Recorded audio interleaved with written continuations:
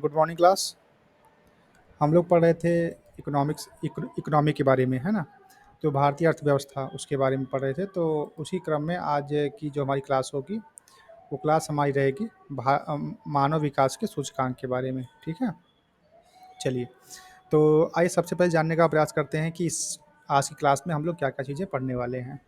तो आज की जो हमारी क्लास होगी उसमें हम लोग सबसे पहले जानेंगे कि मानव विकास सूचकांक ये होता क्या है। ठीक है, और इसके बाद मानव विकास सूचकांक का परिचय कर लेंगे। और परिचय के बाद फिर जो सेकंड हमारा होगा वो होगा भारतीय राज्यों में मानव विकास के सूचकांक की बात करेंगे। ठीक है, क्योंकि यहाँ से अभी तक तकरीबन 2 सवाल पूछे गए हैं। ठीक है, भारतीय राज्यों से। और ये जो एचडीआई है इसका जो परिचय है, इसका मतलब क्या होता है, वहाँ से एक सवाल पूछा गया है। तीसरी हम बात करेंगे कि करंट अपडेट क्या है। ठीक है, एचडीआई में भारत की स्थिति क्या है। ठीक है, भारत की रैंकिंग क्या है, जो कि यूपी पीसीएस का सबसे फेवरेट टॉपिक है। यूपी पीसीएस का जो सबसे क्या कहते हैं, सबसे पसंदीदा सवाल है। ठीक है, ये जो रैंकिंग वाली बात आती है तो उसमें एचडीआई में भारत की क्या रैंकिंग है, इसके बारे में अक्सर जो है यूपी पीसीएस आपसे पूछ ही लेता है। तो ये तीनों जो है हम एक एक साथ पढ़ने वाले हैं। दूसरी हम बात करेंगे एमपीआई की। तो एमपीआई में भी हम 2 बात पढ़ेंगे। जो सबसे पहली बात कि वैश्विक स्तर पर एमपीआई क्या है, दूसरी बात राष्ट्रीय स्तर पर एमपीआई क्या है। ठीक है, और तीसरी बात ये है कि इसकी वर्तमान स्थिति क्या है, भारत के परिप्रेक्ष्य में जो इसकी करंट की स्थिति है वो क्या है। तो इन तीनों को भी हम एक साथ पढ़ने का प्रयास करेंगे। फिर जो नेक्स्ट हमारा है आज की क्लास का, उसको हम लोग जानेंगे ग्लोबल हंगर इंडेक्स क्या होता है ना, जीएचआई। उसके बाद इसकी भी करंट स्थिति क्या है, वर्तमान में भारत की रैंकिंग क्या है ग्लोबल हंगर इंडेक्स में। ठीक है, और उसके बाद जो चौथी बात हम लोग पढ़ेंगे उसको भी 3 पार्ट में पढ़ेंगे। तो जो सबसे पहला है कि विश्व प्रसन्नता रिपोर्ट, यानी कि विश्व खुशहाली रिपोर्ट, चाहे प्रसन्नता के नाम से आ जाए चाहे खुशहाली के नाम से आ जाए, बात एक ही है। ठीक है, हैप्पीनेस इंडेक्स के बारे में। तो सबसे पहले हम ये जानेंगे कि आखिर ये होता क्या है। और दूसरी बात हम ये जानेंगे कि विश्व प्रसन्नता सूचकांक में विश्व की क्या स्थिति है, मतलब कौन सा देश सबसे आगे है, कौन सा देश सबसे पीछे है, उसको जानेंगे। और साथ ही साथ हम ये भी जानेंगे पॉइंट नंबर 3 में कि उसमें भारत की स्थिति क्या है। ठीक है, विश्व प्रसन्नता सूचकांक में भारत की स्थिति क्या है। तो इस प्रकार से आज की जो हमारी क्लास होगी वो आप लोग इस प्रकार से पढ़ेंगे। ठीक है, तो चलिए सबसे पहले आज की क्लास में हम लोग स्टार्ट करते हैं मानव विकास सूचकांक के बारे में, जिसको हम लोग शॉर्ट में क्या बोलते हैं, एचडीआई। ठीक है, डेवलपमेंट इंडेक्स होता है ये। चलो भाई, तो आइए देखते हैं सबसे पहले इसमें क्या क्या बातें हैं। और इसको हमने बुलेट फॉर्म में भी लिख दिया है ताकि आपको याद करने में आसानी बनी रहे। चलिए सबसे पहले ये जानते हैं कि आखिर मानव विकास सूचकांक होता क्या है। ठीक है, इसका परिचय हम लोग कर लेते हैं। इसमें जो सबसे पहली बात लिखी है वो यही लिखी है कि मानव विकास एक व्यापक अवधारणा है जिसके तहत एक लंबे स्वस्थ और रचनात्मक जीवन की संकल्पना निहित है। जिसमें क्या निहित है कि हमारा जो जीवन है वो कितना लंबा जा रहा है, मतलब हमारी जो जीवन प्रत्याशा है वो कितनी है। ठीक है, उसमें हमारी शिक्षा क्या होगी। ठीक है, उसमें हमारे जो और रचनात्मक कार्य होती है उनकी अवधि क्या होगी है। तो उन सबको अगर हम मर्ज करके किसी एक निकाय में रखते हैं तो उसको हम लोग जानेंगे एचडीआई के बारे में। ठीक है, अभी जैसे जैसे जै, जैसे जैसे हम आगे बढ़ेंगे तो आपको इसके बारे में थोड़ा सा और डीप नॉलेज होता रहेगा। दूसरी बात यह है कि इसको आखिर जारी कौन करता है, यहाँ से भी कई बार सवाल पूछा गया है कि ये जो हमारा मानव विकास सूचकांक है इसको जारी कौन करता है। तो इसको जारी जारी करता है यूएनडीपी। इसका मतलब होता है यूनाइटेड नेशन डेवलपमेंट प्रोग्राम। ठीक है, या इसको हम हिंदी में कहते हैं कि संयुक्त राष्ट्र विकास कार्यक्रम। ठीक है, तो सबसे पहले जो है इसी ने मानव विकास सूचकांक के लिए पहल की थी। तो वही बात देखो यहाँ पे लिखी भी गई है कि सर्वप्रथम संयुक्त राष्ट्र विकास कार्यक्रम द्वारा विकास के मानवीय पक्ष पर ध्यान केंद्रित किया गया था तथा विकास को राष्ट्र की समृद्धि दर से परे राष्ट्र के निवासियों की जीवन की गुणवत्ता में सुधार से जोड़ा गया था। ठीक है, हमारा देश कितना आगे जा रहा है इसमें इस बात को भी शामिल किया जाए कि यहाँ के लोगों की स्थिति कैसी है। ठीक है, तो इन यहाँ के लोगों की स्थिति को मेजर करने के लिए एक निकाय बनाया गया, एक संगठन बनाया गया जिसका नाम क्या रखा गया, यूएनडीपी, है ना, संयुक्त राष्ट्र विकास कार्यक्रम। और वही जो है आपका एचडीआई जारी करता है। ठीक, जो तीसरी बात सबसे इंपॉर्टेंट, इसको आईएमपी कर लो क्योंकि यहाँ से सवाल पूछा गया है कि इसी क्रम में सर्वप्रथम वर्ष 1990 में यूएनडीपी द्वारा मानव विकास रिपोर्ट जारी की गई। ये जो एसडीआई का जो सूचकांक है, ये कब से स्टार्ट हुआ है? ये 1990 से स्टार्ट हुआ है, ठीक है। सबसे पहली बार 90 में प्रारंभ किया गया था। चौथी बात, इसका काम क्या है? काम ये है कि इस रिपोर्ट में मानव विकास सूचकांक के आधार पर देशों की रैंकिंग की जाती है कि कौन सा देश ज़्यादा अच्छा है, कौन सा देश की स्थिति थोड़ी सी दयनीय है, ठीक है। वहाँ के लोगों की स्थिति कैसी है, तो इन सबको हम लोग इसमें जानते हैं। बात करते हैं इसको आखिर बनाया कि किसने था। तो इसको बनाने का जो श्रेय जाता है वो जाता है, देखो यहाँ पे लिखा ना कि मानव विकास सूचकांक के प्रतिपादन का श्रेय पाकिस्तानी अर्थशास्त्री महबूब उल हक को जाता है, ठीक है। ये पॉइंट जो है बहुत इंपॉर्टेंट है, क्योंकि ये चीज़ें कई बार एग्जाम में पूछी गई हैं कि इसका जो श्रेय है वो किसको जाता है। पाकिस्तानी के एक अर्थशास्त्री थे, उनका नाम क्या था? महबूब उल हक। और साथ में ही भारत के एक और अर्थशास्त्री थे, उनका क्या नाम था? अमर्त्य सेन। इन साहब का भी जो योगदान इसमें था, इसको बनाने में उनका योगदान था, ठीक है। पाकिस्तान के जो अर्थशास्त्री हैं साहब, वो साहब, और जो हमारे देश के अर्थशास्त्री हैं अमर्त्य सेन साहब, इन दोनों लोगों का सहयोग इसमें माना जाता है, ठीक है। और बात करते हैं तो देखो यहाँ पे पॉइंट नंबर 6 में लिखा भी गया है कि नोबेल पुरस्कार प्राप्त भारतीय अर्थशास्त्री अमर्त्य सेन का भी इस सूचकांक के निर्माण में महत्वपूर्ण योगदान था। बात करते हैं कि इसमें किन किन बातों को ध्यान में रखा जाता है। अब यहाँ से आपके दो सवाल बनते हैं, ठीक है, कि एचडीआई जो है किन किन बातों को मापता है, तो उसके बारे में दो बातें हैं। एक बात जो हमने यहाँ पे 4 पॉइंट के माध्यम से लिखा है, और जो दूसरी बात है वो अपने पॉइंट नंबर 8 में लिख दिया है। तो आइए दोनों को समझ लेते हैं कि एचडीआई एक समग्र सूचकांक है जो 4 संकेतकों को ध्यान में रखते हुए मानव विकास में औसत उपलब्धि को मापता है। वो कौन कौन से पैरामीटर्स हैं? तो सबसे पहला पैरामीटर है आपका जन्म के समय जीवन प्रत्याशा। दूसरा, स्कूली शिक्षा के अपेक्षित वर्ष। तीसरा है स्कूली शिक्षा के औसत वर्ष। और जो चौथा है कि व्यक्ति की राष्ट्रीय आय क्या है, ठीक है, सकल राष्ट्रीय आय क्या है। एक तो आपका ये हो गया पैमाना कि इसको नाप सकते हैं, लेकिन अगर इसको मोटे तौर पे हम ये कहें, तब हम कहेंगे इसको 2 पार्ट में 3 पार्ट में कर देंगे, तो जो ये दोनों हैं इनको एक साथ मर्ज कर देंगे, बी और सी को। तब इसमें हम कहेंगे कि अन्य शब्दों में मानव विकास सूचकांक की गणना मोटे तौर पर जीवन प्रत्याशा, शिक्षा और प्रति व्यक्ति राष्ट्रीय आय के आधार पर की जाती है। अब बात सबको समझ में आ गई कि जो हमारा मानव विकास सूचकांक है उसको हम नापते कैसे हैं, मेजर कैसे करते हैं। उसको मेजर करने का जो सूचकांक है उसमें 3 पार्ट हैं। कौन सा? कि यहाँ के लोगों की आयु कितनी है, औसत आयु कितनी है।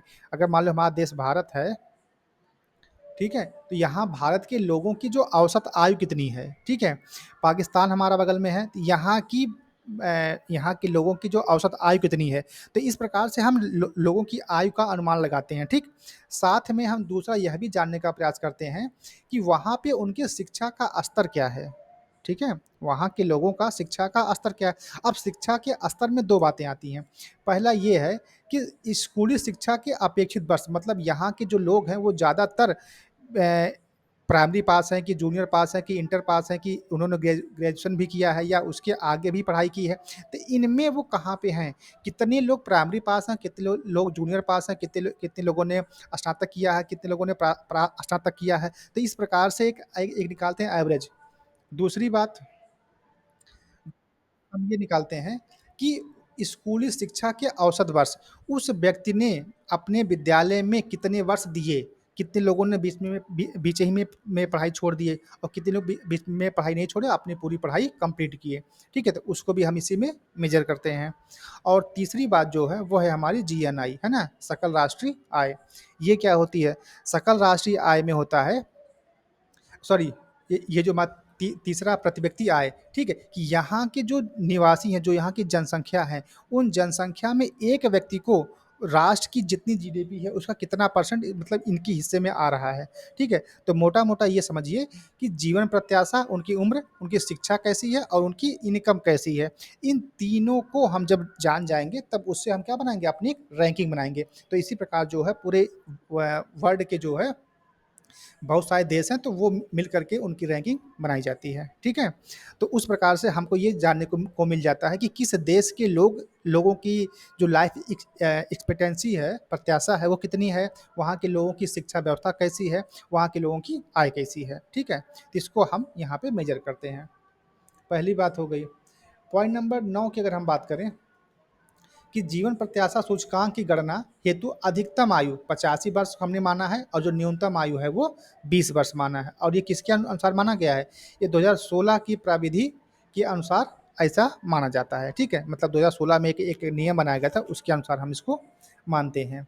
और यही बात जो अभी हमने आपको ऊपर ऊपर बताई शिक्षा वाली, कि उसको दो पार्ट में तोड़ा गया है, वही बात देखो यहाँ पे पर भी लिखी गई है कि शिक्षा सूचकांक की गणना हेतु दो चरों, जैसे कि स्कूल अवधि के औसत वर्ष और स्कूल अवधि के अनुमानित वर्ष को, ठीक है। जैसे मान लो आपका जो बीए होता है वो 3 वर्ष का होता है, तो कितने ऐसे छात्र थे जो 1 साल करके 2 और छोड़ दिए, और कितने ऐसे छात्र थे जो तीनों वर्ष पढ़ाई किए और उन्होंने पढ़ाई अपनी नहीं छोड़ी है। तो इन दोनों को हम क्या करते हैं? नापते हैं। तब तो हम ये जान पाएंगे कि हाँ भाई, फला व्यक्ति ने जो है बीए में पढ़ाई करने के लिए गया था, तो ऐसी कौन सी परिस्थिति आई कि उस बंदे ने पढ़ाई छोड़ दी, ठीक है। उसके बाद हम ये जानेंगे कि ऐसे कौन कौन सी सुविधाएं भी मिली कि आपने पढ़ाई अपनी कंप्लीट की है। तो इस आधार पर भी जो आपके संसाधन है उनकी भी हम गणना कर लेते हैं, ठीक है। तो ये कुछ बातें जो है आपको जाननी थी, ठीक है। अब हम आगे बढ़ते हैं और जानते हैं पॉइंट नंबर 11 के बारे में। तो पॉइंट नंबर 11 आपसे कह रहा है कि आय सूचकांक की गणना प्रति व्यक्ति सकल राष्ट्रीय आय यानी कि जीएनपी पर कैपिटा के आधार पर किया जाता है, ठीक है। उसके बाद इसका मतलब ये होता है कि हमारे देश की जितनी इनकम है बटा जो हमारी जनसंख्या है, ठीक है। तो इससे हमको ये मिल जाएगा कि एक आदमी की आय कितनी है। जैसे आपके परिवार में मान लो 5 लोग खाने वाले हैं, और आपके पूरे घर की इनकम जो है मान लो 100 रुपये है, ठीक है। चाहे एक आदमी कमाए चाहे 5 आदमी कमाए, ठीक है। तो अब 5 लोग आपके घर में रहने वाले, तो अगर हम इससे इसमें डिवाइड कर देंगे तो एक आदमी को कितना मिला? 20 रुपया। मतलब एक व्यक्ति की जो आय है वो क्या होगी? वही राष्ट्रीय आय मानी जाती है। तो इस प्रकार से इसका हम कैलकुलेशन करते हैं। मतलब देश की जो जितनी आय है उस आय में जो हमारी जनसंख्या है उससे हम भाग कर देते हैं, तो जो हमको रिजल्ट आता है वही क्या आती है? प्रति व्यक्ति आय आती है। इसको आप अपनी फैमिली में भी देख सकते हैं, ठीक। ये हो गई। बात करते हैं पॉइंट नंबर 12 की। तो 12 में कहा जा रहा है कि आय सूचकांक की गणना हेतु प्रति व्यक्ति सकल राष्ट्रीय आय का अधिकतम मूल्य $75,000 तथा न्यूनतम मूल्य जो है $100 निर्धारित किया गया है। ये जब हम इसकी गणना करेंगे एसडीआई में, तो उसमें जो इसका हम इस्तेमाल करेंगे, ठीक है। और जो तीसरी बात है, यह एक छोटा सा फार्मूला है, इसको भी जानने का प्रयास करिए कि मानव विकास सूचकांक जो ऊपर, तो तीनों सूचकांकों का ज्यामितीय माध्य है। माध्य का मतलब एवरेज है, ठीक है। अब देखो यहाँ लिखा है एचडीआई बराबर क्या होता है? जीवन प्रत्याशा गुणे शिक्षा सूचकांक गुणे आय सूचकांक, और इन सब की पावर 1/3, ठीक है। एचडीआई बराबर जीवन प्रत्याशा सूचकांक गुणे शिक्षा सूचकांक और गुणे आय सूचकांक, और इन सब की पावर 1/3। तो इन सबको हम जब इस सूत्र में रखेंगे तब हमको उस देश की रैंकिंग जो है पता चल जाएगी, ठीक।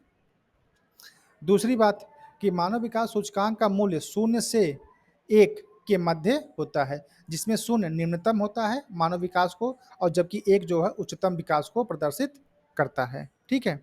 ये तो आपकी पूरी आपका बेसिक कॉन्सेप्ट था कि आखिर मानव विकास सूचकांक होता क्या है, ठीक है। अब भारत के संदर्भ में मानव विकास सूचकांक क्या होता है, थोड़ा सा उसको जानेंगे, फिर हम आ जाएंगे कि एचडीआई की वर्तमान स्थिति क्या है, जो कि आपके एग्जाम में पूछा जाता है कि भारत की एचडीआई जो है 2024 में क्या रैंक रही उनकी, ठीक है, या 2023 में क्या रैंक रही, वो जब आपका एग्जाम होगा उस वर्ष के अकॉर्डिंग, ठीक है। तो आपका जो बेसिक था कि मानव विकास सूचकांक होता क्या है, इसका परिचय ये आपने जान लिया। अब जो दूसरी बात है कि ये तो आपने बात जानी है कि जो विश्व स्तर पे जो एक रैंकिंग बनाती है, कौन? यूएनडीपी जो बनाती है, उसके बारे में। लेकिन भारत भी अपने देश के निवासियों की स्थिति सुधारने के लिए उसने अपनी भी एक जो है संस्था बना रखी है, ठीक है। और वो जो है इसका क्या करती है? समय समय पर अपना जो है निरीक्षण करती रहती है। और इस पॉइंट से, सिर्फ इसी पॉइंट से आपके 2-3 सवाल आपके एग्जाम में पूछे गए हैं। 5 पॉइंट आपको दिए गए ना, तो 5 पॉइंट से आपके 3 सवाल पूछे गए हैं। और देखते हैं क्या क्या चीज़ें पूछी गई हैं। तो भारतीय राज्यों में मानव विकास सूचकांक, सबसे पहली बात यह है कि इसको जो है, ये देखो पॉइंट नंबर 4 में लिखा गया है कि राष्ट्रीय मानव विकास रिपोर्ट की दूसरी, अच्छा रुक जाओ, स्टार्ट करते हैं पहले से ही, कि भारतीय राज्यों में सबसे पहले वर्ष 1995 में मध्य प्रदेश राज्य द्वारा मानव विकास रिपोर्ट जारी की गई। अब देखो 1995 में सबसे पहली बात जो है भारत खुद का जो है एक ह्यूमन क्या कहते हैं डेवलपमेंट इंडेक्स अपना खुद का बनाया और सबसे पहले 1995 में मध्य प्रदेश द्वारा जो इसका क्या किया गया, जारी किया गया। और ये सवाल आपका कई बार पूछा गया कि भारतीय राज्यों में मानव विकास सूचकांक सबसे पहले किस वर्ष प्रारंभ किया गया, तो वो वर्ष आपका 1995। दूसरा सवाल पूछता है कि किस राज्य ने किया, तो वो कौन सा राज्य था, मध्य प्रदेश ने जारी किया था। दूसरी बात कि भारत में राज्यों की मानव विकास के संदर्भ में तुलनात्मक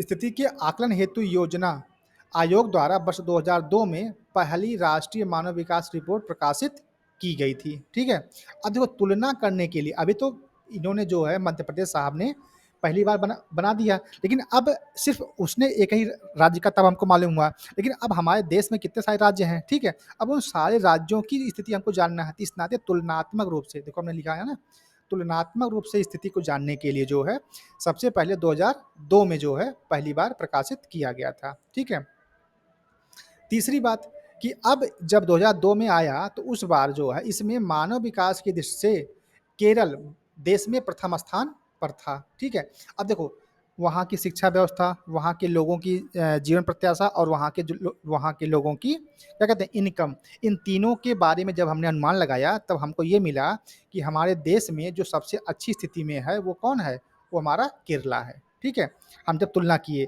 लेकिन जब तुलना नहीं किए थे जब पहली बार हम इसको जानने का प्रयास किए थे तब कौन था, मध्य प्रदेश ने अपना एक रिपोर्ट जारी किया था। ठीक, ये तीनों सवाल आपसे जो है एग्जाम में पूछे गए हैं। बात करते हैं पॉइंट नंबर 4 की, तो पॉइंट नंबर 4 कह रहा है कि राष्ट्रीय मानव विकास रिपोर्ट की दूसरी, अब देखो पहली बार कब आया था, 2002 में आया था। उसके बाद राष्ट्रीय मानव विकास रिपोर्ट की दूसरी रिपोर्ट योजना आयोग के तहत या योजना आयोग के अधीन एक संस्था है, उसका नाम IAMR, ठीक है, institute of applied man power research, ये संस्था का नाम है, इसके द्वारा जो है वर्ष 2011 में बनाई गई थी या जारी की गई थी। ठीक है, पहली बार कब हुई, 2002 में। दूसरी बात कब हुई है, ये हुई आपका 2011 में किसके द्वारा, IAMR के द्वारा। ठीक है, ये क्या है, एक संस्था है जो कि योजना आयोग के अंतर्गत काम करती है। बात करते हैं पॉइंट नंबर 5 की, तो पॉइंट नंबर 5 में जो है इस रिपोर्ट का शीर्षक क्या दिया गया था, इसका शीर्षक दिया गया था भारत मानव विकास रिपोर्ट 2011। ठीक है, इसका जो शीर्षक था वो सामाजिक समावेशन की ओर, और ये पूरा यहाँ से लेकर के यहाँ तक आपका था कि भारत मानव विकास रिपोर्ट 2011 फिर डैश लगा के सामाजिक समावेशन की ओर, इस नाम से जो है रिपोर्ट जारी की गई थी। ठीक है, तो हमें लगता है कि आपको ये बातें समझ में आई होंगी, और ये जो पांचों के पांचों सवाल आपके पॉइंट पूछे गए एग्जाम में, इतनी बात क्लियर है। चलिए, ये तो हो गया हमारा बेसिक कि हमको जो है एचडीआई के बारे में हमको जानकारी हो गई। भारत ने भी अपनी एक एचडीआई की संस्था बना रखी है, वो अपना कैसे काम करती है उसके बारे में भी आपको पता हो गया। अब हम ये जानने का प्रयास करते हैं कि अभी हाल ही में, अब चूंकि ये काम आपका हर साल का है, ठीक है, एचडीआई की जो रिपोर्ट आती है वो आपकी हर साल आती है। अब इस साल 2024 के लिए रिपोर्ट कब आई थी, किसने जारी किया, और उसमें भारत की रैंकिंग क्या है। ठीक है, चलिए, इसमें हम आपको सबसे पहली बात बहुत स्पष्ट रूप से बताना चाहते हैं कि एचडीआई की जो वर्तमान स्थिति है, जो इसको हमने करंट अपडेट के नाम से लिख दिया है। ठीक है, देखिए इसका जो प्रकाशन हुआ है, ठीक है, ये जारी कब हुई है, 13 मार्च 2024 को जारी हुई है। ठीक है, जारी किसने किया है, यूएनडीपी ने किया है।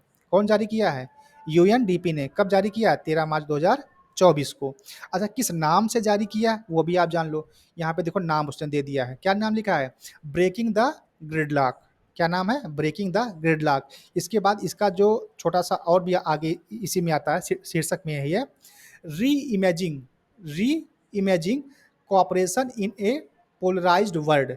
ये शीर्षक है, ये जो पूरा यहाँ से लेकर के ब्रेकिंग से लेकर के वर्ड तक का ये पूरा शीर्षक, इस पूरे शीर्षक के नाम से जो है शीर्षक वाली मानव विकास रिपोर्ट 2023-24 के अनुसार जारी की गई है, और इसके अनुसार भारत वैश्विक मानव विकास सूचकांक में 134वें नंबर पर है। ठीक, जबकि स्विट्जरलैंड को पहला स्थान प्राप्त हुआ है। इतनी बात क्लियर है कि 2024 की रिपोर्ट आई जिस एचडीआई की, जिसके अंतर्गत एचडीआई की रिपोर्ट आई, जारी किसने किया, यूएनडीपी ने, और इस रिपोर्ट में भारत को कौन सा स्थान मिला, 134वां स्थान मिला है। और यही बात बात जो है आपके एग्जाम में हर साल लगभग पूछ लिया जाता है। ठीक है, कि एचडीआई में 2024 में भारत की स्थिति क्या रही है? तो स्थिति उनकी रही है 134वें नंबर पे रहे, ठीक। अब ये जो 2024 के लिए जो हम बात कर रहे हैं, अब ये डेटा किस साल का था जिसके आधार पर ये बात कही गई है? तो उसके बारे में आपको मैं बता दूँ कि ये सारे के सारे जो डेटा थे वो आपके थे 2022 के। 2022 का जब अनुमान लगाया गया, उसके बाद 1 साल लग गया आपके डेटा को कलेक्ट करने में, आपको काम करने में। उसके बाद आपकी रिपोर्ट आई, तब आपको बताया गया कि 2024 के लिए भारत की रैंकिंग कितनी है? 134 है। ठीक है, अब इन पे अब 2022 में क्या-क्या, किन-किन बातों पर चर्चा की गई थी, वो सारी बातें आपको हम आगे लिख के बता दे रहे हैं। ठीक है? चलिए, अब देखिए 2022 में जो है, भारत की जो औसत जीवन प्रत्याशा थी, वो 2022 में थी 67.7 वर्ष, ठीक है? मतलब भारत का जो आदमी है, अगर हम मतलब मान लीजिए कोई व्यक्ति 30 साल की उम्र में एक्सपायर हो गया, कोई व्यक्ति 85 साल में एक्सपायर हुआ, ठीक है? कोई 90 साल में एक्सपायर हुआ, ठीक है? अगर हम इन सब का एवरेज निकालते हैं, तो एवरेज कितना आता है? 67.7 ईयर्स, ठीक है? तो भारत की जो औसत प्रत्याशा आयु है 2022 में, वो कितनी थी? 67.7 वर्ष थी, जो कि पिछले वर्ष मतलब 2021 में कितनी थी? 62.7 से थी। अब ये देखो बढ़ा है, 21 में कितनी थी? 62.7 थी। क्यों? क्योंकि बीच में हमारा कोविड भी आया था, ठीक है? तो इस नाते हमारी जो रैंकिंग है वो थोड़ी-सी पीछे हो गई है। नहीं तो हमारी जो इंडिया की जो रैंकिंग है वो है, वो अच्छी रहती है। तो 22 में जो है, ये आया था, ठीक है? ये हो गई। दूसरी बात कि भारत की प्रति व्यक्ति सकल राष्ट्रीय आय बढ़ करके 6,951 अमेरिकी डॉलर हो गई है, जो कि 12 महीनों की अवधि में 6.3 की वृद्धि को दर्शाता है, ठीक। बात करते हैं तीसरा, स्कूली शिक्षा के अपेक्षित वर्षों में वृद्धि हुई, जो प्रतिवर्ष प्रति व्यक्ति 12.6 तक पहुंच गई है। अब हम बात करते हैं इसका स्कोर कितना मिला, एचडीआई स्कोर कितना रहा भारत का, ठीक है? ये पॉइंट पूछा जाता है कि एचडीआई में भारत का स्कोर कितना मिला था। तो भारत ने वर्ष 2022 में 0.644 का एचडीआई स्कोर प्राप्त किया था, जो कि संयुक्त राष्ट्र की वर्ष 2023-24 रिपोर्ट में 193 देशों में 134वें स्थान पर है। मतलब भारत को कितना मिला है? रेटिंग 134वें नंबर पे आया है। स्कोर कितना मिला? 0.644, ठीक है? बाकी देशों को और ज़्यादा मिला होगा या कम मिला होगा, ठीक है? तो कहने का मतलब ये है कि जब एचडीआई जब आपका मापन कर रही थी, तो उस समय 193 देशों का सर्वे किया गया, जिसके अंतर्गत भारत को 134वीं रैंक मिली है, ठीक? बात करते हैं पॉइंट नंबर 5 की, तो इसमें कहा जा रहा है कि यह भारत को मध्यम मध्यम मानव विकास के अंतर्गत वर्गीकृत करता है। मानव विकास में 3 आपके वो हैं, स्तर हैं। पहला है, दूसरा है और तीसरा है। उच्च, मध्यम और निम्न, ठीक है? तो हमारा जो इंडिया है वो कहाँ पे है? मध्यम में है, ठीक है? वही बात यहाँ पे बताई जा रही है। इसके बाद पॉइंट नंबर 6 में थोड़ा-सा इतिहास की बात कर लें, तो इतिहास में ये है कि वर्ष 1990 में भारत का एचडीआई 0.434 था, जो कि 2022 का एचडीआई स्कोर 48.4% के सकारात्मक परिवर्तन को दर्शाता है। मतलब अगर हम 90 से अपनी तुलना करें, तो 90 में कितना था? 0.434 था, और 2024 में कितना हो गया? सॉरी, 2022 में कितना हो गया? 0.644 हो गया है। मतलब इसमें कितने की वृद्धि हुई है? 48.4% की वृद्धि हुई है, ठीक है? और ये जितने भी डेटा आपको हम दे रहे हैं, ये सारे के सारे डेटा पूछे जाते हैं। इस नाते आप इसको थोड़ा ढंग से पढ़िएगा। अच्छा, इस रिपोर्ट में और क्या बातें आई हैं? अच्छा, देखो, सबसे पहले हम रिपोर्ट को एक बार फिर से पढ़ लेते हैं। तो रिपोर्ट में शीर्षक का नाम जान लिए, ठीक है? उसमें भारत की रैंकिंग आ गई, ठीक। जारी किसने किया? यूएनडीपी ने। किस डेट को जारी किया? 13 मार्च 2024 को। इसमें भारतीय अवलोकन मतलब भारत की स्थिति क्या रही है, उसके बारे में हमने यहाँ पे जान ली। अब हम थोड़ी सी बात कर लेते हैं कि इसमें जो है भारत ने क्या क्या जो उल्लेखनीय उपलब्धियां हासिल की हैं, उसके बारे में। इसमें कहा जा रहा है, पॉइंट नंबर 1, कि जन्म के समय जीवन प्रत्याशा में 9.1 वर्ष की वृद्धि हुई है। मान लीजिए अगर हमारी 2022 में, ठीक है, सॉरी, 2020 में अगर मरने की जो दर थी वो थी 8 पॉइंट थी, या 5 पॉइंट थी, या जो भी रही हो, तो वो बढ़ करके जो है अब ज़्यादा लोग जिंदा रह रहे हैं, ठीक है? वो कितनी हो गई है? 9.1 हो गई है। ठीक। स्कूली शिक्षा के अपेक्षित वर्षों में 4.6 की वृद्धि हुई है और स्कूली शिक्षा के औसत वर्षों में 3.8 की वृद्धि हुई है। ठीक। ये हमारी उल्लेखनीय वृद्धि रही। दूसरी हम बात करें कि लैंगिक असमानता के बारे में, तो इसमें कहा जा रहा है कि लिंग असमानता को कम करने में भारत की प्रगति ने वैश्विक स्तर औसत को पार करते हुए 0.437 के लिंग असमानता सूचकांक GII को उजागर किया है। मतलब इसमें भी हमारी वृद्धि हुई है। ठीक है। मतलब पहले क्या होता था कि लैंगिक भेदभाव होते थे जिसके आधार पर महिला बच्चियों को गर्भ में ही मार देते थे, लेकिन अब उनका जो स्तर क्या हुआ है वो ठीक हुआ है। और बात करते हैं पॉइंट नंबर 3 की, तो इसमें कह रहा है कि GII 2022 सूची में जो प्रजनन, स्वास्थ्य, सशक्तिकरण एवं श्रम बाजार भागीदारी के आधार पर देशों का मूल्यांकन करती है। ये क्या करती है? ये GII क्या है? बोलो भाई। ये जो आपका है, ये क्या करती है? ये प्रजनन स्वास्थ्य का के बारे में डेटा इकट्ठा करती है, सशक्तिकरण के बारे में, महिलाओं की जो सशक्तिकरण उसके बारे में डेटा इकट्ठा करती है, और श्रम बाजार में जो भागीदारी है, इन आधारों पर जो है देश का क्या करती है? मूल्यांकन करती है। इसने क्या किया है? इसने 2022 में 166 देशों में से 108 8वें स्थान पर भारत रहा है। ठीक है। जो GII है, लैंगिक असमानता सूचकांक, ठीक है, उसमें भारत जो है 2022 में 166 देशों में 108वें स्थान पर पहुंच गया है। ठीक। ये कुछ बातें जो है हमारी उल्लेखनीय उपलब्धियों में रही 2024 के लिए। ठीक। हम आपको सिर्फ इतनी बात आपको बतानी है कि 2022 में सर्वे हुआ और इन पर बहुत सारी रिपोर्ट बनाए गए जिनके आधार पर 2024 के लिए डेटा ये जारी किया गया है, और इसमें जो है 193 देशों में भारत की जो स्थिति थी वो है 134वीं रैंक मिली है HDI में। और यही बात आपसे एग्जाम में पूछा जाएगा कि 2024 में HDI के अनुसार भारत की रैंकिंग क्या है, तो आप क्या हो, कितना? 134। ठीक। चलिए, हम तो अपने देश की बात कर लिए, अब थोड़ा सा अपने पड़ोसियों के बारे में भी जान लें, वहाँ उनकी क्या स्थिति है। ठीक है। तो देखो, श्रीलंका को कौन सा रैंक मिला है? 78वां रैंक मिला है, मतलब 78वां स्थान मिला है, जबकि चाइना को मिला 75। ठीक है। दोनों को उच्च मानव विकास की श्रेणी में वर्गीकृत किया गया है। ठीक। बात करते हैं पॉइंट नंबर 2 की, तो कह रहा है कि भूटान को 125वें स्थान पर और बांग्लादेश को 129वें स्थान पर रखा गया है।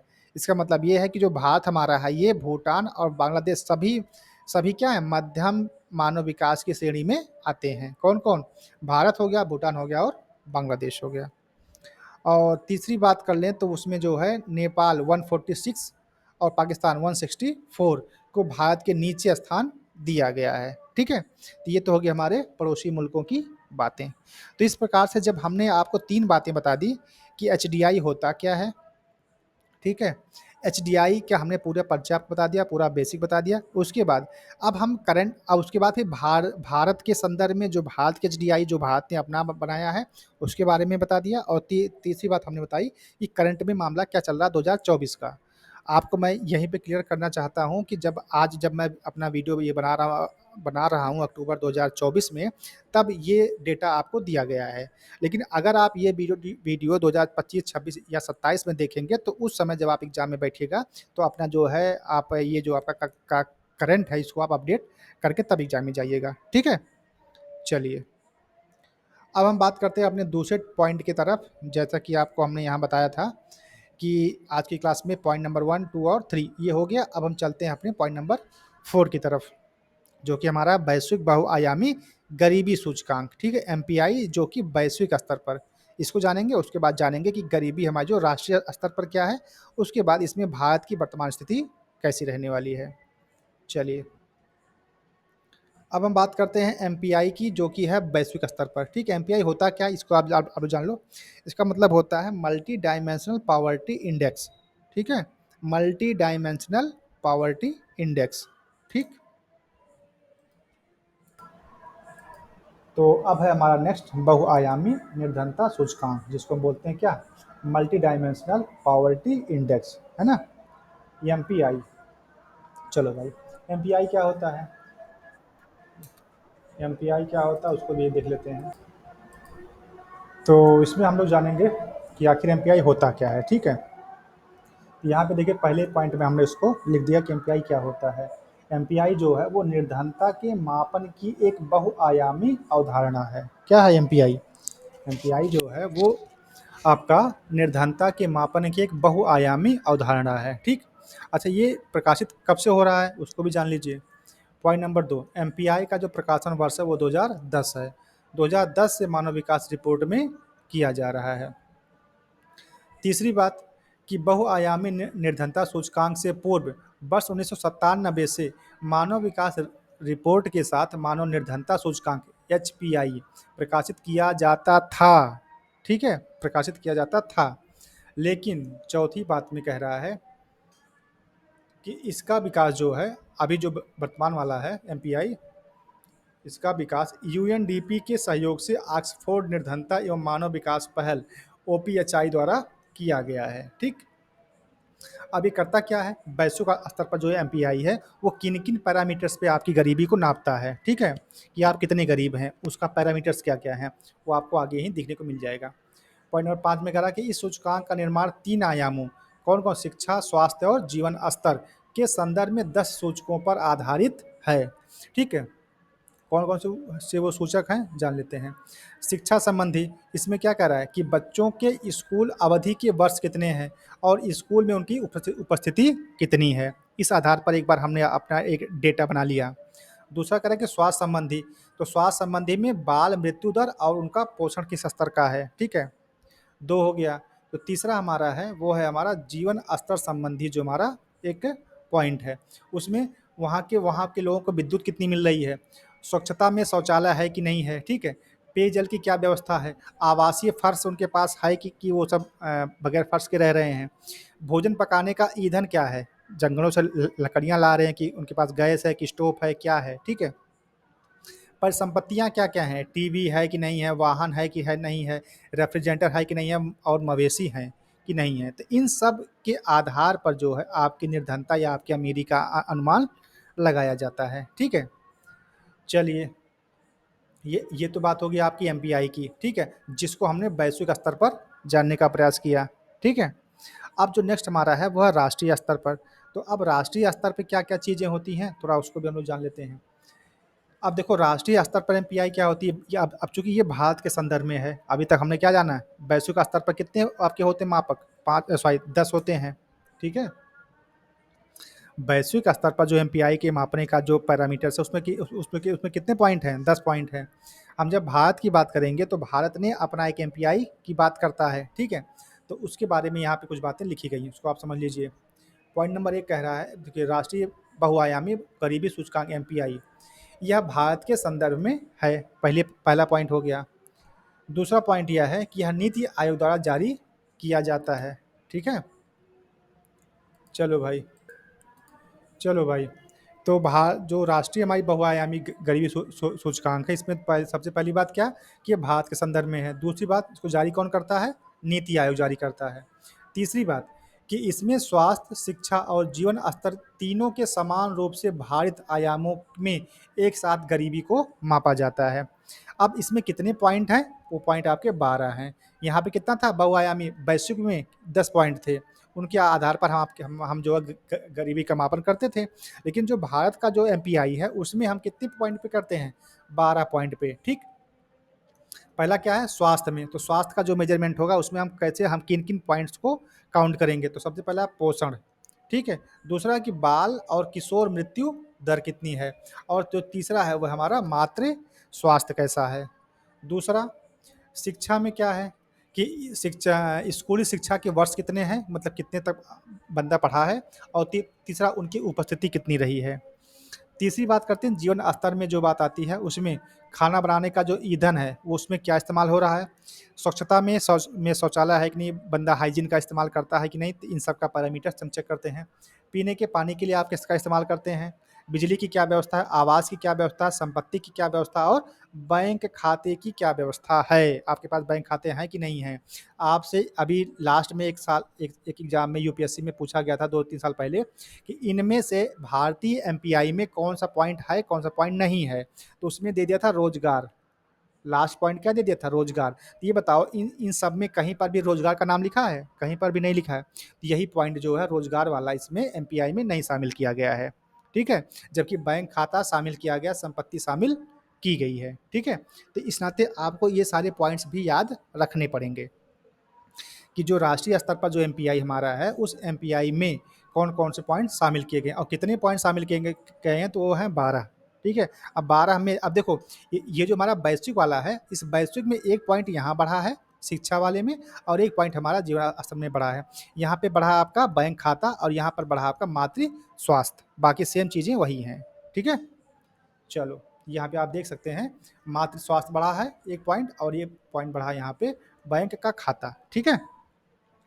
अब जब आप मेंस कभी लिखने जाएँगे, जब आप कभी मेंस लिखेंगे इसका, ठीक है? तो आप देखिए वहाँ पर आप अगर ये 2 सेंटेंस वहाँ पे लिख देते हैं, तो आपके आंसर का वज़न बढ़ जाएगा, ठीक है? आपके नंबर ज़्यादा मिलने की बातें बढ़ जाएँगी। क्या-क्या है? कि भारत के संदर्भ में सरकार की स्वच्छता अभियान, पोषण अभियान और उज्ज्वला स्कीम ने अहम भूमिका निभाई है। देख रहे हैं? एमपीआई में जो आपकी रैंकिंग जो सुधरी है, उसमें सरकार की ये इन योजनाओं का बहुत बड़ा हाथ रहा है। जब आप अपने उत्तर में इसको इम्प्लीमेंट कर देंगे, तो आपके जो उत्तर का वज़न है, वो बढ़ जाएगा। उससे एग्ज़ामिनर को ये मालूम हो जाएगा कि लड़का करंट से अपडेटेड है और साथ में भारत सरकार की जो भी स्कीम्स हैं, वो इसको पता है। ठीक है? ये बात आपको वहाँ पे मेंस में आपको लिखनी पड़ेंगी, ठीक है? तो इस नाते हमको एक छोटा-सा पॉइंट था, इसको हमने यहाँ पे मेंशन कर दिया। बात करते हैं पॉइंट नंबर 6 की, तो पॉइंट नंबर 6 में कह रहा है कि भारत के 4 राज्यों बिहार, झारखंड, उत्तर प्रदेश और मध्य प्रदेश में सबसे अधिक बहुआयामी गरीबी है। अब देख रहे हैं? डेटा आप जब देंगे तो उससे क्या होगी, आपके उत्तर की पुष्टता बढ़ेगी, ताकि आप कहने का मतलब ये है कि अगर मान लीजिए आपसे एमपीआई पे पर कोई मेंस में सवाल सवाल आ गया, वो वैसे आता ही है, तो उसमें जब आप इन सब पॉइंट्स को डालते हैं, तो आप कहते हैं कि हम पूरे भारत की इस स्थिति के बारे में आपको बता रहे हैं।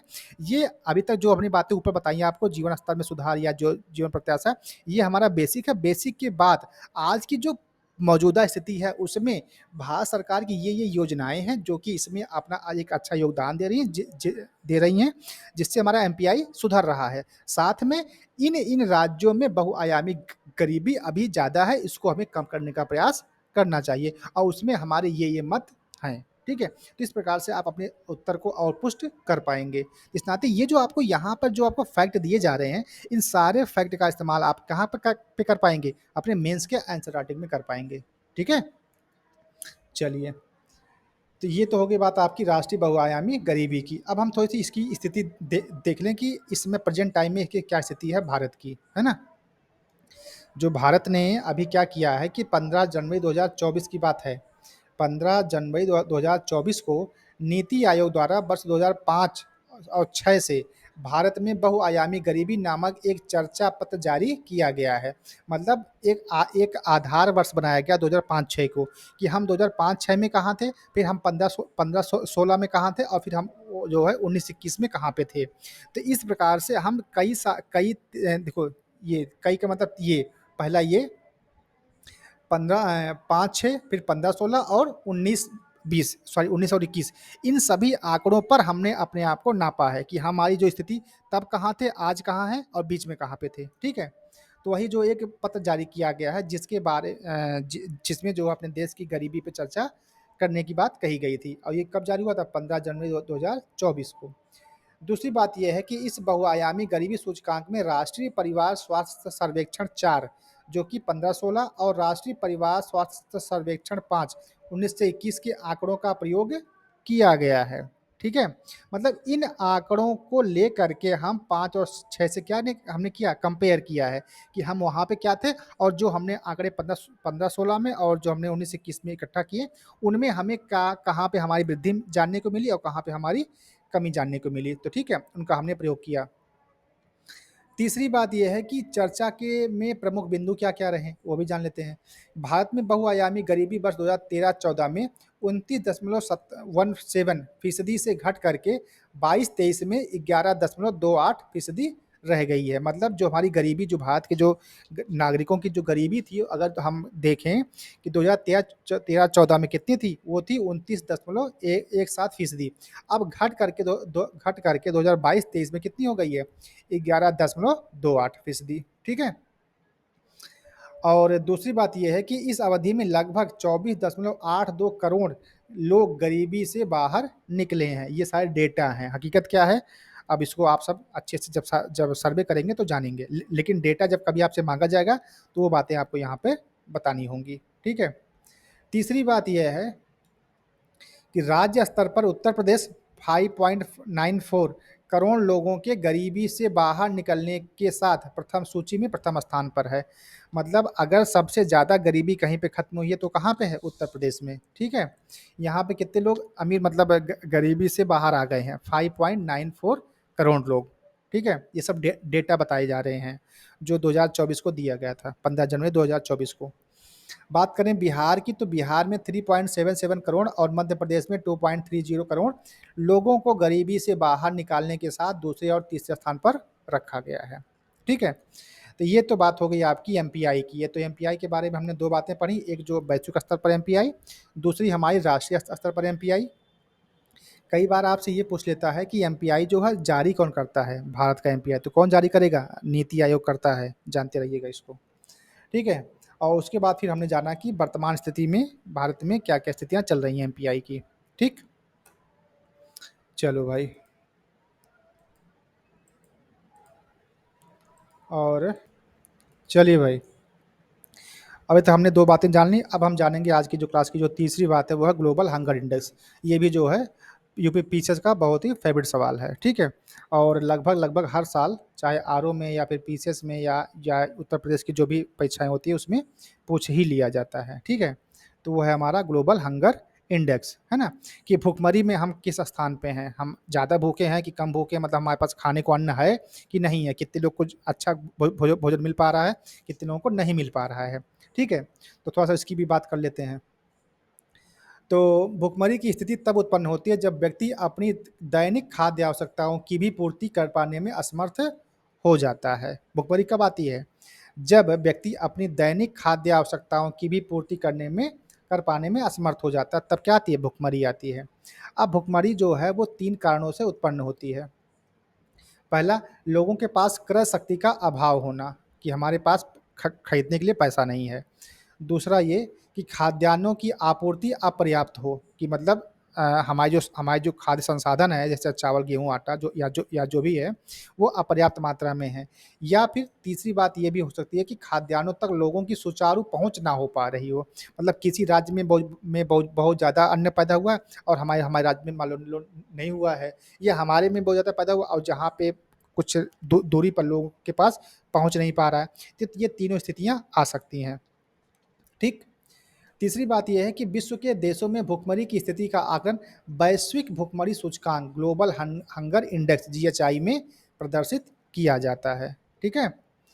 तीसरी बात कि ग्लोबल हंगर इंडेक्स जीएचआई वैश्विक, क्षेत्रीय और राष्ट्रीय स्तर पर भूख को व्यापक रूप से मापने और ट्रैक करने का एक उपकरण है। ये क्या है? जीएचआई। ये जो है वैश्विक स्तर पर, क्षेत्रीय स्तर पर और राष्ट्रीय स्तर पर भूख के व्यापक रूप से मापने और ट्रैक करने का एक उपकरण है, ठीक है। यह सूचकांक 4 सूचकों के आधार पर निर्मित किया जाता है। पहला कि अल्प पोषण, मतलब हमारे जो देश में जो लोग हैं उनका पोषण कैसा है, ठीक है। दूसरा, यहाँ के बाल अल्प वजन, इसको भी हम क्या करते हैं? मेजर करते हैं। और उसके बाद जो है बाल ठिगनापन, और जो चौथा है वह बाल मृत्यु दर। तो इन चारों पैमानों के आधार पर हम जो है ग्लोबल हंगर इंडेक्स का जो है एक पैमाना बनाते हैं, ठीक है। अब ये तो हो गया आपकी बेसिक बात। अब हम ये जानते हैं कि इस समय करंट में स्थिति क्या है भारत की, ठीक है? तो करंट अपडेट में है जीएचआई की वर्तमान स्थिति। इसमें आपसे कहा जा रहा है कि ग्लोबल हंगर इंडेक्स जीएचआई की 2024 की लिस्ट में इस साल 127 देशों में भारत किस नंबर पे है? 105वें नंबर पे है। मतलब अगर हमने 127 देशों में ये आंकड़े इकट्ठा किए तो उन आंकड़ों में भारत का की जो पोजीशन है वो कहाँ पे? 105वें नंबर पर है। दूसरी बात ये है कि पिछले साल 2023 में 125 देशों में 111वें स्थान पर थी, ठीक है? मतलब 111 से वो 105 पे आई, ये तो अच्छी बात है, लेकिन अगर हम कंपेयर करें 127 से तो वहाँ पर स्थिति खराब ही मानेंगे, ठीक है? कि मतलब हमारे यहाँ लोगों को के पास खाने के लिए दिक्कतें हैं। अब वो दिक्कतें 3 प्रकार से हो सकती हैं, वो जो कि हमने आपको पीछे बताया है। वहीं पर नेपाल जो है 68 स्थान पर, श्रीलंका 56वें नंबर पर और बांग्लादेश जो है 84वें नंबर पर है। यानी कि इन देशों की हालात हमसे बेहतर है। यहाँ के लोगों के पास खाने के लिए क्या है, चीज़ें ज़्यादा अच्छी उपलब्ध हैं, ठीक है। और साथ में साथ ये जो चारों पैरामीटर हैं, इन चारों पैरामीटर्स पर भी जो स्थिति है उनकी, वो क्या है, अच्छी स्थिति है। लेकिन भारत की जो स्थिति है वो किस नंबर पे है, 105वें नंबर पर, मतलब हमारी स्थिति थोड़ी सी गड़बड़ है। अब साथ में पाकिस्तान की तुलना तो होना चाहिए भाई, मतलब पता नहीं क्या है कि सीन की पाकिस्तान से उनकी तुलना बहुत ज़रूरी है, तो कर लो भैया। पाकिस्तान की जो रैंकिंग है वो 109 है, मतलब ये हमसे थोड़ा ही पीछे है ना? तो ये चीज़ें हैं। और इस बात की तुलना नहीं हो रही कि नंबर 1 पे कौन है, हमको उनसे कंपेयर करना है कि उनके हालात हमसे ज़्यादा बेहतर हैं। तो हम ऐसा क्या कर दें कि हमारे हालात भी जो है उनके बराबर पहुँच जाए या उनसे भी बेहतर हो जाएँ। चलिए खैर, बात करते हैं पॉइंट नंबर 4 की, जिन देशों का जीएचआई स्कोर कम होता है, उनकी रैंकिंग भी कम होती है, यानी वहाँ के लोग कम भूखे हैं। ठीक है? तो ये कुछ बातें जो आपको जाननी थी। अब जो नेक्स्ट हमारा है वो है विश्व प्रसन्नता रिपोर्ट 2024 के बारे में, मतलब खुशहाली रिपोर्ट कि हम लोग कितने खुश हैं। आप सबको पता है कितने खुश हैं, ये सबको पता है, ठीक है। अब देखो ये जो सवाल आता है ये दो प्रकार से आता है कि विश्व खुशहाली इंडेक्स सूचकांक या विश्व प्रसन्नता सूचकांक, तो दोनों का मतलब एक ही होता है, चौंकिएगा मत एग्जाम में, ठीक है। तो विश्व खुशहाली रिपोर्ट या फिर क्या प्रसन्नता रिपोर्ट, थोड़ा सा इसके हम पहले बैकग्राउंड को जान लें, उसके बाद हम आएंगे कि वर्तमान में क्या स्थिति है। सबसे पहली बात यह है कि इसके बारे में कि विश्व खुशहाली रिपोर्ट संयुक्त राष्ट्र सतत विकास समाधान नेटवर्क द्वारा प्रतिवर्ष प्रकाशित की जाती है। और इसमें जो नापने के जो इसके पैरामीटर्स हैं उसको हम ये लोग यहाँ पे देते हैं कि इसमें 6 कारकों को ध्यान में रखा जाता है और इन्हीं 6 पैरामीटर्स के आधार पर हम रैंकिंग तय करते हैं कि कौन सा देश ज़्यादा खुशहाल है। जहाँ पर सामाजिक सहयोग जितना ज़्यादा होगा लोग वहाँ के ज़्यादा खुश होंगे, जहाँ की आय ज़्यादा होगी वहाँ के लोग ज़्यादा खुश होंगे, जहाँ के लोगों का स्वास्थ्य अच्छा होगा वहाँ के लोग ज़्यादा अच्छे होंगे, स्वस्थ होंगे, ठीक, खुशहाल होंगे। जहाँ पर लोगों को स्वतंत्रता अच्छी मिलेगी, ठीक है, जहाँ के लोगों की उदारवादिता अच्छी होगी और जहाँ पर भ्रष्टाचार की अनुपस्थिति होगी, वो क्या होगा, वो देश अच्छा होगा, ज़्यादा खुशहाल होगा। तो इन 6 पैरामीटर्स पर हम क्या करते हैं, एक रिपोर्ट तैयार करते हैं, उसके आधार पर ये बता पाते हैं कि विश्व में कौन सा देश किस नंबर पर है, ठीक। ये तो हो गई उसकी बैकग्राउंड के बारे में बातें। अब हम बात कर लेते हैं कि वर्तमान में विश्व प्रसन्नता सूचकांक की स्थिति में वैश्विक स्थिति क्या है, बाकी जो देश हैं विश्व के उनकी रैंकिंग क्या है, और उसके बाद हम आएंगे तब जानेंगे कि भारत की स्थिति क्या है इसके आगे, ठीक है। चलो भाई, तो सबसे पहले हम जान लेते हैं कि विश्व प्रसन्नता रिपोर्ट में बाकी जो हमारे देश हैं उनकी स्थिति क्या है। इसमें देखो पहला पॉइंट ये है कि संयुक्त राष्ट्र सतत विकास समाधान नेटवर्क द्वारा विश्व खुशहाली या प्रसन्नता रिपोर्ट 2024 जारी की गई है। इस रिपोर्ट में विश्व प्रसन्नता सूचकांक 2024 में 143 देशों को शामिल किया गया था। जब हमने 2024 की रिपोर्ट देखी है तो उसमें जो है 143 देशों को शामिल किया गया था। तीसरी बात जो कि सबसे इम्पोर्टेंट, कि इस सूचकांक में फिनलैंड लगातार 7वें वर्ष शीर्ष पर रहा, मतलब फिनलैंड के लोग सबसे ज़्यादा खुश हैं, ठीक है। अगर पूछता है कि विश्व प्रसन्नता सूचकांक 2024 में पहले नंबर पर कौन है, तो कौन है, फिनलैंड है। और फिनलैंड साहब जो हैं ये 7 सालों से लगातार अपने शीर्ष पर बने हुए हैं। इसके पश्चात इसके बाद डेनमार्क है, फिर आइसलैंड है, फिर स्वीडन है और फिर इजराइल है, ठीक है। अब हम थोड़ी सी चर्चा कर लें कि आखिर फिनलैंड इतना शीर्ष पर कैसे बना हुआ है, ठीक है। तो फिनलैंड के शीर्ष पर रहने का रीजन क्या है। फिनलैंड अपने नागरिकों के बीच सामाजिक सहयोग, समर्थन, जीवन विकल्प चुनने की स्वतंत्रता, उदारता और समग्र जीवन संतुष्टि जैसे कारकों को प्राथमिकता प्रदान करता है। इस नाते जो है फिनलैंड क्या है, विश्व प्रसन्नता रिपोर्ट में सबसे ऊपर पहले पायदान पर है। दूसरी बात, ये तो सबसे अच्छे लोग हो गए, सबसे खुशहाल लोग, और सबसे खराब लोग मतलब सबसे दुखी लोग का क्या है वो भी देख लो। और इसमें कांगो, सियरा लियोन और लेसोथो और लेबनान के बाद अफगानिस्तान सबसे निचले स्थान पर रहा, मतलब यहाँ के लोग सबसे ज़्यादा दुखी हैं, ठीक है। और अफगानिस्तान के बारे में आपको पता है कि तालिबान ने जो है वहाँ पे सत्ता हासिल कर ली है, तो इस दौरान जो बहुत सारे लोगों की जानें भी गई हैं। तो वही बात यहाँ पे देखो रीजन के रूप में लिखा है कि वर्ष 2020 में तालिबान के दोबारा सत्ता में आने के बाद देश में चल रहे मानवीय संकट इसके क्या है, रीजन है। इसी रीजन के चलते जो अफगानिस्तान है वो कहाँ पे है, सबसे लास्ट में, सबसे पीछे है। ठीक है, खुशहाली रिपोर्ट में। और खुशहाली रिपोर्ट में सबसे ऊपर कौन है, फिनलैंड है। ये तो बात हो गई सबसे ऊपर और सबसे नीचे की। अब हम बात करते हैं इंडिया की क्या रैंकिंग है। देश की कुल कितने थे, 143। अब उसमें भारत की क्या स्थिति है उसको भी आप लोग जान लीजिए कि विश्व प्रसन्नता सूचकांक में भारत की स्थिति। इस सूचकांक में भारत 126वें स्थान पर रहा। कि अगर 143 देशों से हम तुलना करें तो ये भाई साहब कहाँ पे हैं, 126 स्थान पर हैं। ठीक है, रिपोर्ट में यह कहा गया है कि भारत में अधिक उम्र का संबंध उच्च जीवन संतुष्टि से है। वृद्ध भारतीय महिलाओं में वृद्ध पुरुषों की तुलना में निम्न जीवन स्तर है। ये बात माननी पड़ेगी कि जो हमारे यहाँ की जो महिलाओं की जो स्थिति है वो आज थोड़ा सा ठीक हो रही है, लेकिन अब चूंकि जो वृद्ध हो चुके हैं, ये जब अपनी जवानी में थे या जो बचपन में थे, वहाँ से अगर हम देखते हुए आ रहे हैं तो हम यही पाएंगे कि आज की जो हमारी वृद्ध महिलाओं की जो क्या कहते हैं खुशहाली है वो पुरुषों से कम है। ठीक है, चौथी बात यह है कि इस सूचकांक में भारत की शिक्षा और जाति की महत्वपूर्ण भूमिका रही है। ये जो भाई साहब 126वें नंबर पे आए हैं, इसके आने का जो सबसे बड़ा रीजन था उसमें भारत की शिक्षा व्यवस्था और जो जाति व्यवस्था है यह भी एक महत्वपूर्ण अपना योगदान देते हैं।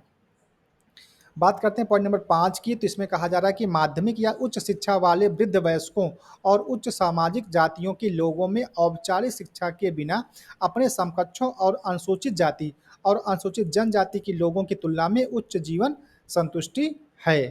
ठीक है, और छठी बात यह है कि युवा लोगों की प्रसन्नता रैंकिंग में भारत 127वें स्थान पर रहा। अब देखो, अगर हम टोटल की बात करते हैं तब तो 126 पे रहा, लेकिन जब हम सिर्फ और सिर्फ युवा लोगों की बात करेंगे तो भाई देखो जाहिर सी बात है, युवा लोगों की बात समस्या आपके साथ है, उनके पास रोजगार नहीं है। ठीक है, उनकी जो सामाजिक रीत रिवाज है वहाँ पर भी वो पीछे हैं। ठीक है, उनके पास इनकम के स्रोत कमजोर हैं, तो जाहिर सी बात है कि बंदा पीछे रहेगा तो ज़्यादा दुखी रहेगा। तो वही बात यहाँ पर लिखी गई कि युवा लोगों की जो प्रसन्नता रैंकिंग में अगर देखा जाए भारत, तो वो 127 नंबर पे आ गया।